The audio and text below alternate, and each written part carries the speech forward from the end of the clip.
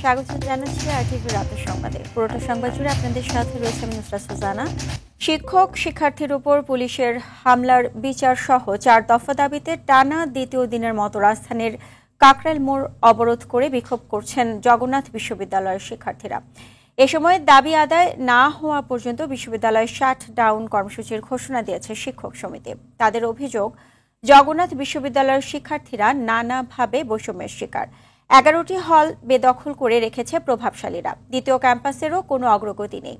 আরও জানাচ্ছেন দীপন দেওয়ান। 4 দফা দাবি আদায়ের দ্বিতীয় দিন কাকরাইল মসজিদের মোড় অবরোধ। দাবি আদায়ে স্লোগানের শব্দ যেন পৌঁছায় যমুনায় প্রধান উপদেষ্টার কাছে, সেজন্য মিছিল নিয়ে সেখানে যোগ দেয় শিক্ষার্থীরা। বুধবার শিক্ষক শিক্ষার্থীদের উপর হামলার বিচার দাবি করে তারা বলেন, দাবি আদায় না হলে ক্যাম্পাসে ফিরে যাওয়ার আর কোনো সুযোগ নেই। আমরা তো যমুনায় আসতে চাই না, আমরা ক্যাম্পাসে থাকতে চাই, আমরা পড়াশোনা করতে চাই, কিন্তু দাবি আদায়ে আসতে হয় কেন? উপদেষ্টা নাহিদ ইসলাম বলেছেন যে আমাদের ব্যবস্থা করা হবে, বাট এখন পর্যন্ত কোনো বাস্তবিক কোনো কিছু পদক্ষেপ দেখিনি। আমরা এক রুমে 8 জন থাকি, যেখানে বলতে পারেন যে আমরা বিছানাটা শেয়ার করে নিতে হয় আমাদেরকে। তারপরে আমরা পড়ার টেবিল একটা দেওয়া আছে 2 জনের জন্য। এই হামলা যারা করছে, যে যারা যারা জড়িত ছিল, আমরা চাচ্ছি সবাই আমাদের কাছে ক্ষমা চাক বা তাদের দৃষ্টান্তমূলক শাস্তি চাই আমরা। বৃষ্টিও হার মানাতে পারেনি শিক্ষার্থীদের। গুড়ি গুড়ি বৃষ্টির মধ্যে ভিজে 4 দফা দাবি আদায়ের স্লোগান। এত কিছুর পরও সরকারের পক্ষ থেকে কোনো সাড়া না পাওয়ায় ক্ষোভ প্রকাশ করেন জগন্নাথ বিশ্ববিদ্যালয়ের শিক্ষকেরা। বলেন, দাবি আদায়ে প্রয়োজনে আরও কঠোর হবে শিক্ষার্থীরা। আমাদের শিক্ষক এবং শিক্ষার্থীদের গায়ে যারা হাত দিয়েছে, যেটা আমরা আওয়ামী ফেসিবাদের সময়ে দেখতাম, তো ফেসিবাদ মুক্ত সরকারের আমলে এটা কেন হচ্ছে? এর জবাব কে দিবে? এইটার আগে সুরাহা করতে হবে। এদিকে রাস্তা অবরোধ করে আন্দোলনের কারণে কাকরাইল সহ আশেপাশের বিভিন্ন এলাকায় দেখা দেয় তীব্র যানজট। অনেক যাত্রী ব্যারিকেড ভেঙে যাওয়ার চেষ্টা করলেও শিক্ষার্থীরা তাদের ঘুরিয়ে দেয়। এর ফলে দুর্ভোগে পড়েন যাত্রীরা। কন্ট্রাক্ট ছিল 250 টাকা ওইখানে, এখন 200 টাকা নিয়ে আমাকে নামাই দিচ্ছে। এটা ভোগান্তি না? রাস্তা বন্ধ করানো ভোগান্তি না? এটা একটা জ্যামে পয়সা মনে করেন যে সারাদিন পার কাজ কামে নষ্ট। এটা কোনো দিক দিয়ে না, সব দিক দিয়ে বন্ধ করে রেখেছে। শিক্ষার্থীদের দাবি বিবেচনায় নিয়ে নগরবাসীর দুর্ভোগ কমানো যায় কিনা এ ব্যাপারে দ্রুত সরকারের হস্তক্ষেপ চান সংশ্লিষ্ট সবাই। দীপন দেওয়ান, RTV, ঢাকা। এই মুহূর্তে কাকরাইল এলাকায় রয়েছেন সহকর্মী জাহিদ রহমান, সরাসরি যুক্ত হচ্ছেন তিনি আমাদের সাথে। জাহিদ, শিক্ষার্থীদের অবস্থানের কারণে সেখানে ও আশপাশে কেমন পরিস্থিতি দেখছেন আপনি? আমাদেরকে বিস্তারিত জানান। সুজানা, যে দাবি আদায়ের জন্য যে কর্মসূচি জগন্নাথ বিশ্ববিদ্যালয়ের শিক্ষার্থীদের এবং শিক্ষকদের সহ কর্মচারীরা রয়েছেন, তারা এখন পর্যন্ত যমুনার যে প্রাঙ্গণ, যে কাকরাইল মোড়, সেইখানটিতে অবস্থান করছেন। এবং ইতিমধ্যে আপনি জানেন যে তাদের কর্মসূচিটি দীর্ঘ 2 দিন বাবদ চলছে এবং যতক্ষণ পর্যন্ত তারা এই আন্দোলনের দাবি আদায়ের বিষয়ে যৌক্তিক কোনো সমাধান না পাবেন, ততক্ষণ পর্যন্ত কর্মসূচি চালিয়ে যাওয়ার তারা ঘোষণা দিয়েছেন। এবং ইতিমধ্যে এই রাস্তাগুলো, বিশেষ করে কাকরাইল হয়ে যে রাস্তাগুলোতে সংযোগ সৃষ্টি হয়েছে, সেই সংযোগগুলো সম্পূর্ণই বিচ্ছিন্ন রয়েছে এবং বিকল্প রাস্তা হিসেবে ব্যবহার করা হচ্ছে এবং ফলে রাজধানীতে বাড়তি চাপ রয়েছে। এবং বৃহস্পতিবার আপনি জানেন যে বৃহস্পতিবার কর্মদিবসের চাপ, একটা বাড়তি চাপ থাকে সপ্তাহের শেষ দিনে, সেই চাপটিও এখানে উপলব্ধি হয়েছে। এবং ইতিমধ্যেই আপনি জানেন যে অনেক রাত হয়েছে এবং তারা দীর্ঘ যে আন্দোলন কর্মসূচি তাদের দাবি আদায়, সেটি অব্যাহত রাখার জন্য তারা এখন পর্যন্ত এখানে অবস্থান করছে।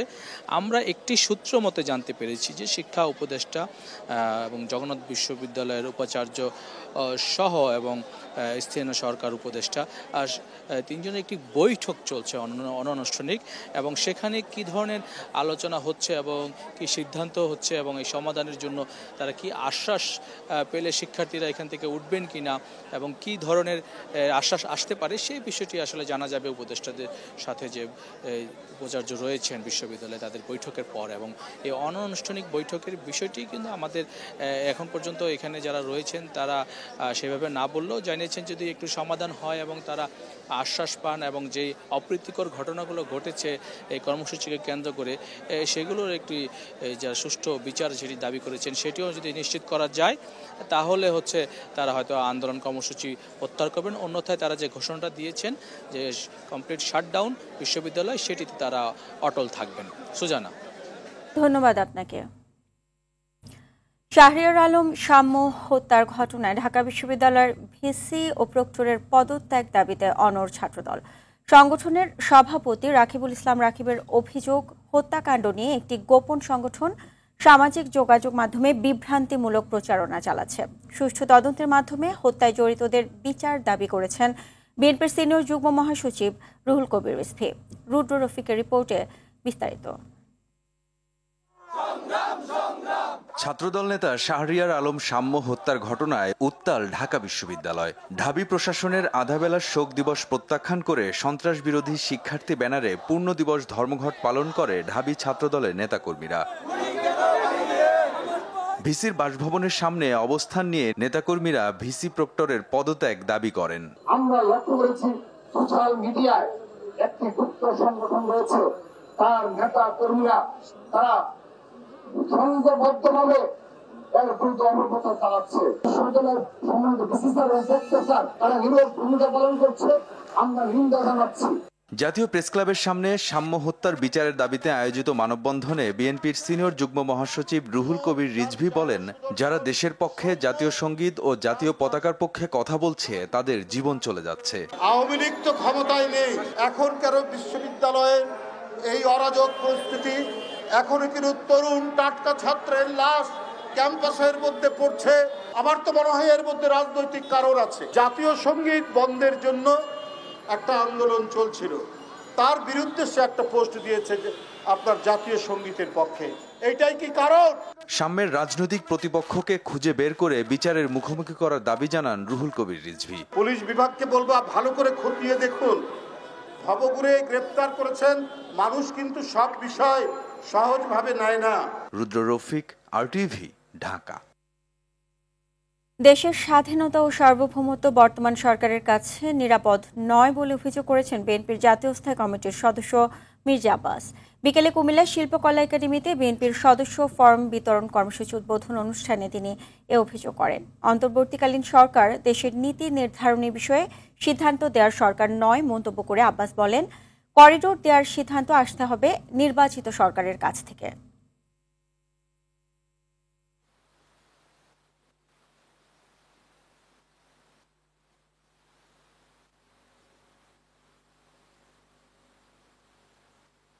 আমি দেখছি আমার স্বাধীনতার সার্বভৌমত্ব নিরাপদ নয় এই সরকারের হাতে। এই করিডোর দেওয়ার বেলায় সাবধান হন, দেশের মানুষের মতামতের দিকে খেয়াল রাখেন। এই সিদ্ধান্ত নেওয়ার মালিক আপনারা নন। এই সমস্ত অপকর্ম যদি করতে চান তাহলে কিন্তু এর পরিণতি ভয়াবহ হওয়ার সম্ভাবনা আছে। 21 আগস্ট গ্রেনেড হামলা মামলায় সব আসামি খালাসের রায়ের বিরুদ্ধে রাষ্ট্রপক্ষের লিভ টু আপিলের শুনানি আগামী 26 মে অনুষ্ঠিত হবে। বৃহস্পতিবার সকালে প্রধান বিচারপতি সৈয়দ রেফাত আহমেদের নেতৃত্বাধীন 6 বিচারপতির আপিল বেঞ্চে এ বিষয়ে শুনানি শুরু হয়। এদিন শুনানি করেন রাষ্ট্রপক্ষ। এর আগে গত 1 ডিসেম্বর 21 আগস্ট গ্রেনেড হামলার ঘটনায় হত্যা ও বিস্ফোরক দ্রব্য আইনের মামলা বিএনপির ভারপ্রাপ্ত চেয়ারম্যান তারেক রহমান সহ সব আসামিকে খালাস দিয়ে রায় দেন হাইকোর্ট। ডেথ রেফারেন্স নাকচ করে এবং আসামিদের করা আপিল মঞ্জুর করে ওই রায় দেওয়া হয়। পরে 19 মার্চ এ মামলায় সব আসামির খালাসের বিরুদ্ধে আপিল করেন রাষ্ট্রপক্ষ। আসামি পক্ষের আইনজীবীদের প্রত্যাশা, হাইকোর্টের আদেশ বহাল থাকবে আপিল বিভাগেও। যেহেতু বিচারাধীন বাংলাদেশের সর্বোচ্চ আদালতে হামলা মামলা, এটা High Court division accepted our submission, our contention, ওটার এগেনস্টে ওনারা বলতে গিয়ে দেখা যাচ্ছে যে এটা যথাযথভাবে অ্যাপেলেট ডিভিশনের সামনে ওনারা ফর্মুলেট করে আনতে পারেননি। কাজেই কোর্ট দয়া পরবশ হয়ে ওনাদেরকে একটা সুযোগ দিয়েছে যে ওনারা এটাকে ফর্মুলেট করে যখন আবার প্রেস করবে বা নেক্সট ডেট 26 তারিখে, তখন এটার উপরে বাকি শুনানি শুরু হবে। আমাদের প্রত্যাশা যে হাইকোর্ট ডিভিশনের যে জাজমেন্ট এটা বহাল থাকবে। আমাদের আসামি যাদেরকে করা হয়েছিল দে আর ইনোসেন্ট। হাইকোর্ট ডিভিশন তাদেরকে যে একুইটাল দিয়েছে এই একুইটালটা বহাল থাকবে, এটা ডিফেন্স থেকে আমরা সেটাই আশা করতেছি। জুলাই গণঅভ্যুত্থানে শহীদ পরিবার এবং আহত ছাত্র জনতার কল্যাণ ও পুনর্বাসন অধ্যাদেশ 2025-এর খসড়া নীতিগত চূড়ান্ত অনুমোদন দিয়েছে সরকার। রাজধানীর তেজগাঁওয়ে প্রধান উপদেষ্টার কার্যালয়ে উপদেষ্টা পরিষদের বৈঠকে এ অনুমোদন দেওয়া হয়। প্রধান উপদেষ্টা ডক্টর মোহাম্মদ ইউনূসের সভাপতিত্বে এ বৈঠক হয়। জাতীয় মুক্তিযোদ্ধা কাউন্সিল সংশোধন অধ্যাদেশ 2025-এর খসড়া আইন ও সংসদ বিষয়ক বিভাগের ভেটিং সাপেক্ষে চূড়ান্ত অনুমোদন করা হয়েছে। এছাড়া বাংলায় প্রণীত ড্রেজিং ও ড্রেসড ম্যাটেরিয়াল ব্যবস্থাপনা নীতিমালা 2024-এর খসড়া ও জাতীয় নগর নীতি 2025-এর খসড়াও অনুমোদন হয় বৈঠকে।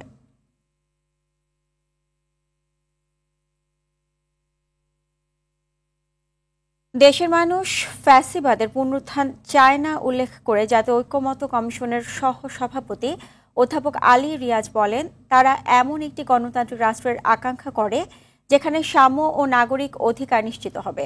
বাংলাদেশের সমাজতান্ত্রিক দলের সঙ্গে জাতীয় ঐক্যমত্য কমিশনের বৈঠকের আগে তিনি এসব কথা বলেন। আলী রিয়াজ বলেন, রাজনৈতিক দলগুলোর সঙ্গে ঐক্যমত্য কমিশনের আলোচনার এই উদ্যোগ মানুষের আকাঙ্ক্ষার প্রতিফলন ঘটাবে। সংস্কারের প্রশ্নে রাজনৈতিক দলগুলোর প্রতিশ্রুতি দৃঢ় থাকা জরুরি বলেও মন্তব্য করেন তিনি। অন্যদিকে সবার ঐক্যবদ্ধ প্রচেষ্টায় দেশকে গণতন্ত্রের পথে নিয়ে যাওয়ার আশা প্রকাশ করেন বাসদের কেন্দ্রীয় সাধারণ সম্পাদক বজলুর রশিদ ফিরোজ। কেবল কোনো দলের বিষয় নয়, কোনো ব্যক্তির বিষয় নয়, কোনো সংগঠনের বিষয় নয়, এটি জনগণের বিষয়। রাজনৈতিক দলগুলো তার নেতৃত্বে আছেন, সিভিল সোসাইটি তার অংশ হিসেবে আছেন, অগ্রণী ভূমিকায় আছেন, নাগরিকরা আছেন। আমরা আশা করি যে প্রত্যেকটি রাজনৈতিক দল তার অবস্থানের থেকে অবশ্যই জনগণের কাছে যাবেন, কিন্তু কিছু কিছু বিষয়ে ছাড় দিয়ে সকলকে সাথে নিয়ে যাতে আমরা অগ্রসর হতে পারি সেদিকে বিশেষভাবে মনোযোগ দেবেন। নারী বিষয়ক সংস্কার কমিশনের সুপারিশকে বিতর্কিত মন্তব্য করে তা বাস্তবায়িত হলে পারিবারিক কাঠামো হুমকির মুখে পড়বে বলে জানান নারী অধিকার আন্দোলনের সদস্যরা। সম্প্রতি গঠিত নারী বিষয়ক সংস্কার কমিশনের চূড়ান্ত প্রতিবেদন জাতির আশা আকাঙ্ক্ষার পরিপন্থী ও ধর্মীয় মূল্যবোধ বিরোধী অনেক প্রস্তাব অন্তর্ভুক্ত করায় জনমনে তীব্র প্রতিক্রিয়া সৃষ্টি করেছে বলে মন্তব্য করেন নারী অধিকার আন্দোলনের সভানেত্রী মমতাজ মান্নান। সকালে জাতীয় প্রেস ক্লাবের সামনে নারী বিষয়ক সংস্কার কমিশন বাতিলের দাবিতে নারী অধিকার আন্দোলন আয়োজিত মানববন্ধনে তিনি এসব কথা বলেন। তিনি বলেন, নারী সংস্কার কমিশন মুসলিম পারিবারিক আইন সংস্কার সহ আরও কতিপয় সুপারিশ করেছে, যা নিয়ে দেশে তীব্র প্রতিক্রিয়ার সৃষ্টি হয়েছে। সরকারকে তোষামোদি করে কোনো গণমাধ্যম সংবাদ প্রচার করুক তা অন্তর্বর্তী সরকার চায় না বলে জানান প্রধান উপদেষ্টার প্রেস সচিব শফিকুল আলম। দুপুরে জাতীয় প্রেস ক্লাবে গণঅভ্যুত্থানের পরবর্তী গণমাধ্যমের হালচাল শীর্ষক এক আলোচনায় সভায় এসব কথা জানান তিনি। প্রেস সচিব আরও জানান, সাংবাদিকরা সরকারের সমালোচনা করবে। গত 15 বছরে দেশের সাংবাদিকতা জনগণের অধিকার হরণ করেছে। প্রত্যেক গণমাধ্যমে একটি সোশ্যাল মিডিয়া পলিসি থাকা দরকার বলেও জানান তিনি। আমাদের তরফ থেকে বলতে পারি, আমরা কেউ চাই না যে আমাদের হয়ে কেউ দালালি করে লেখেন। পারলে আমাদের ক্রিটিসাইজ করেন, আমাদের রোলকে নিয়ে আপনারা বলেন যে আপনার এই কাজটা ঠিক হচ্ছে না। কনস্ট্রাকটিভ ক্রিটিসিজম আপনার প্রচুর ডেটা এনে দেখেন যে আপনার এটা ভুল হয়েছে। আমরা যদি মনে করি যে না আপনার কনক্লুশন ঠিক আছে, আমরা সেই অনুযায়ী ব্যবস্থা নিব। স্থানীয় সরকার ও ক্রীড়া উপদেষ্টার সাবেক এপিএস মোয়াজ্জেম হোসেন, স্বাস্থ্য উপদেষ্টার সাবেক ব্যক্তিগত কর্মকর্তা তুহিন ফারাবী ও জাতীয় নাগরিক পার্টি এনসিপির সাবেক যুগ্ম সদস্য সচিব গাজী সালাউদ্দিন তানভীরকে জিজ্ঞাসাবাদের জন্য তলব করেছে দুদক। আইন লঙ্ঘন করে ঋণ প্রদান ও 400 কোটি টাকা দুর্নীতির অভিযোগে ন্যাশনাল ব্যাংকের পরিচালনা পর্ষদের সদস্য, ব্যাংকের ঊর্ধ্বতন কর্মকর্তা সহ 15 জনের বিরুদ্ধে মামলা করেছে দুদক। আতিকা রহমানের রিপোর্টে থাকছে বিস্তারিত। স্থানীয় সরকার ও ক্রীড়া উপদেষ্টা আসিফ মাহমুদ সজীব ভুঁইয়ার সাবেক সহকারী একান্ত সচিব মোয়াজ্জেম হোসেন, স্বাস্থ্য উপদেষ্টা নূরজাহান বেগমের সাবেক ব্যক্তিগত কর্মকর্তা তুহিন ফারাবী ও জাতীয় নাগরিক পার্টির সাবেক যুগ্ম সদস্য সচিব গাজী সালাউদ্দিন আহমেদ তানভীরের দুর্নীতি তদন্তের অগ্রগতি জানতে দুদকের সামনে অবস্থান কর্মসূচি পালন করে বাংলাদেশ যুব অধিকার পরিষদ। 15 দিন অতিবাহিত হওয়া সত্ত্বেও এই দুদক নিশ্চুপ কোন ধরনের প্রতিবেদন তো প্রকাশ করেই নাই, বরং এই দুর্নীতির বিষয়টা ধামাচাপা দেওয়া হয়েছে। এরপর দুদক মহাপরিচালক আক্তার হোসেন সংবাদ সম্মেলনে জানান, দুই উপদেষ্টা সাবেক এপিএস ও এনসিপির সাবেক নেতার বিরুদ্ধে তদন্ত চলছে। ঘুষ, দুর্নীতি ও কয়েকশো কোটি টাকা অবৈধ সম্পদ অর্জনের অভিযোগের বিষয়ে জিজ্ঞাসাবাদের জন্য 3 জনকে তলব করেছে দুদক। ক্ষমতার অপব্যবহার, তদবির বাণিজ্য, চাঁদাবাজি, টেন্ডার বাণিজ্য সহ নানাবিধ দুর্নীতি এবং অনিয়মের আশ্রয়ে নামে বেনামে অবৈধ সম্পদ অর্জনের অভিযোগে ইতিমধ্যে অনুসন্ধান কার্যক্রম শুরু হয়েছে। তাদেরকে ভিন্ন ভিন্ন তারিখে ডাকা হয়েছে। নিয়ম লঙ্ঘন করে ঋণ প্রদান, ভুয়া কোম্পানি সাজিয়ে ঋণ দেয়া ও 400 কোটি টাকা দুর্নীতির অভিযোগে ন্যাশনাল ব্যাংকের পরিচালনা পর্ষদের সদস্য, ব্যাংকের ঊর্ধ্বতন কর্মকর্তা সহ 15 জনের বিরুদ্ধে মামলা করেছে দুদক। ঋণের কিস্তি প্রদান, এলসি সহ মঞ্জুরিপত্রের শর্ত ভঙ্গ করে মানি লন্ডারিং অপরাধ সহ প্রতিষ্ঠানের অনুকূলে প্রদানকৃত মোট ঋণের 404 কোটি টাকা আত্মসাৎ তথা রাষ্ট্রীয় ক্ষতি সাধন করার অপরাধ অনুসন্ধানকালে প্রমাণিত হওয়ায় ন্যাশনাল ব্যাংক লিমিটেডের কর্মকর্তা, কর্মচারীবৃন্দ এবং পরিচালনা পর্ষদের একটি মামলা রুজু হয়েছে। এই মামলায় সংশ্লিষ্ট আরো কয়েকজনকে জিজ্ঞাসাবাদের জন্য দুদকে ডাকা হবে। তাকে 22 তারিখে ডাকা। আতিকা রহমান, RTV, ঢাকা।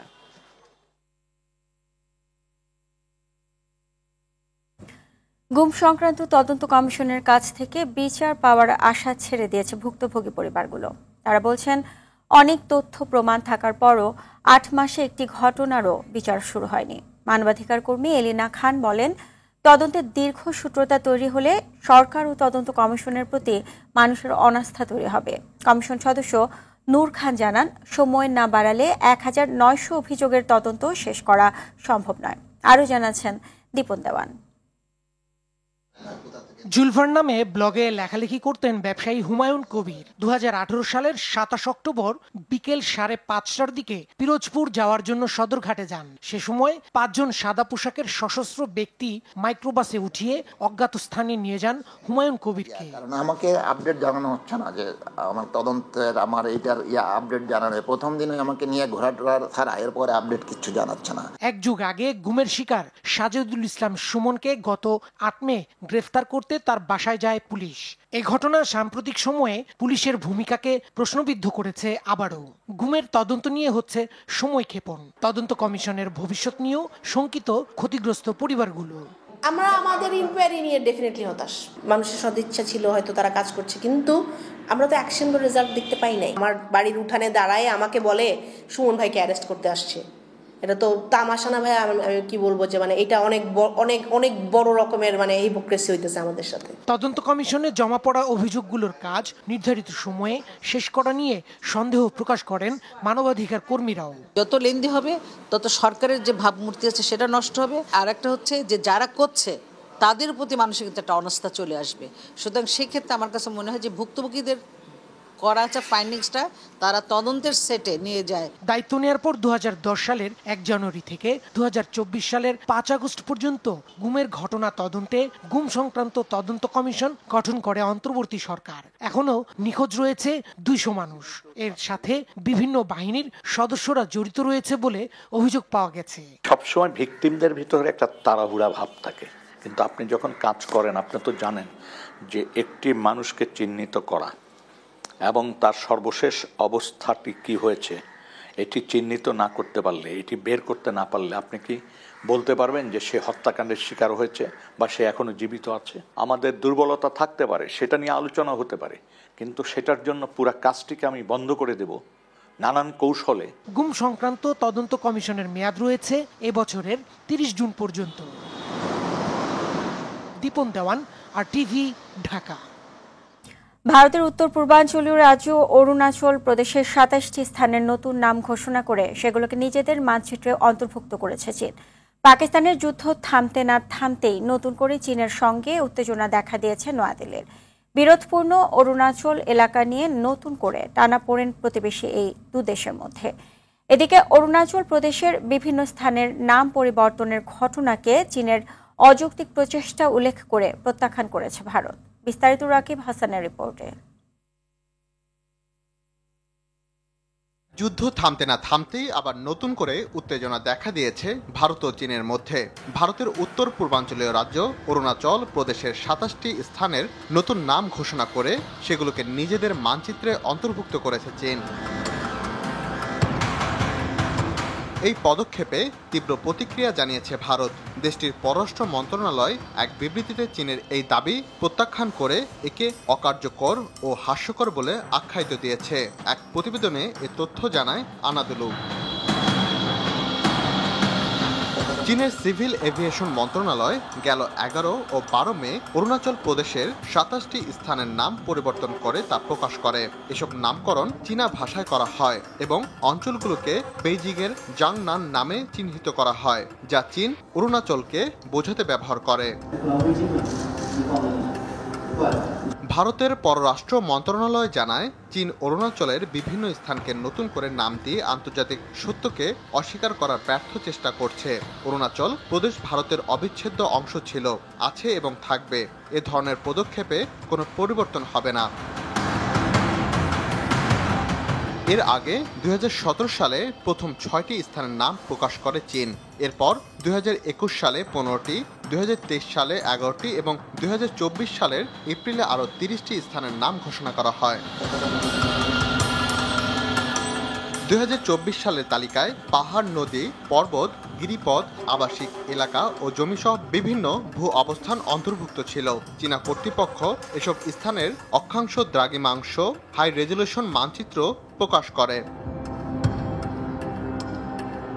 বিশ্লেষকদের মতে, চীনের এই ধারাবাহিক নামকরণ প্রচেষ্টা কূটনীতিক চাপ তৈরি ও এলএসি অঞ্চলে আধিপত্য বিস্তারের অংশ হতে পারে। তবে ভারতীয় কর্তৃপক্ষ এমন যে কোনো প্রচেষ্টাকে কৌশলগতভাবে মোকাবেলা করছে।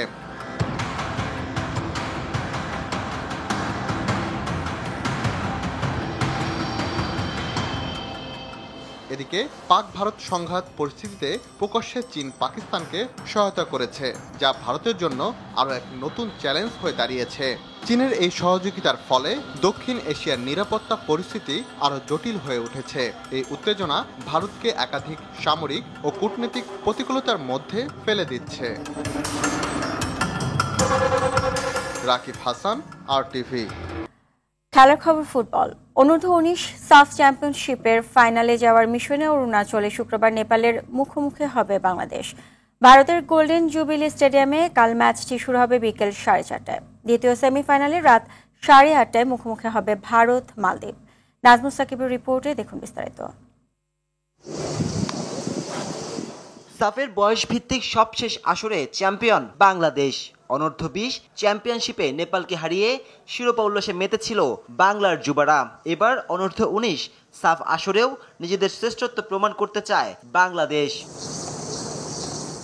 সে পথে সেমির বাধায় সামনে পড়েছে আবারও সেই নেপাল, যাদের বিপক্ষে বরাবরই ভালো খেলে বাংলাদেশ। এবারও মাঠের লড়াইয়ে শতভাগ দিয়ে ফাইনালের টিকিট কাটতে বদ্ধপরিকর ছোটনের শিষ্যরা। যার যার স্থান থেকে সবার সর্বোচ্চটা দিয়ে একটা টিম হয়ে, একটা পরিবার হয়ে, বাংলাদেশের হয়ে খেলে আমরা ফাইনালে পৌঁছাতে পারি। অপরদিকে ফাইনালে যাওয়ার মিশনে সেরাটা দিতে প্রস্তুত নেপালও। গ্রুপ পর্বে রানার্স আপ হয়ে সেমিফাইনালে ওঠা নেপালকে হারাতে তাই সর্বোচ্চ দিয়ে খেলতে হবে বাংলার যুবাদের। নেপালের দুর্বলতা এবং শক্তি নিয়ে আমরা কাজ করেছি। ছেলেরা পুরোপুরিভাবেই প্রস্তুত সেমিফাইনালের জন্য, এবং নেপাল ভালো টিম এবং আমাদের টিমও ভালো। এই সেমিফাইনাল খেলা খুবই প্রতিযোগিতামূলক খেলা হবে এবং আমরা জয়ের জন্য মাঠে নামবো। অপরদিকে দ্বিতীয় সেমিফাইনালে ভারত লড়বে মালদ্বীপের বিপক্ষে। আর দুই সেমির বিজয়ী দল শিরোপার লড়াইয়ে মুখোমুখি হবে 18 মে। নাজমুস সাকিব, RTV। রাতের সংবাদে এ পর্যন্তই। মধ্যরাতের সংবাদ 1টায় দেখার আমন্ত্রণ রইল। এতক্ষণ সাথে থাকার জন্য ধন্যবাদ সবাইকে।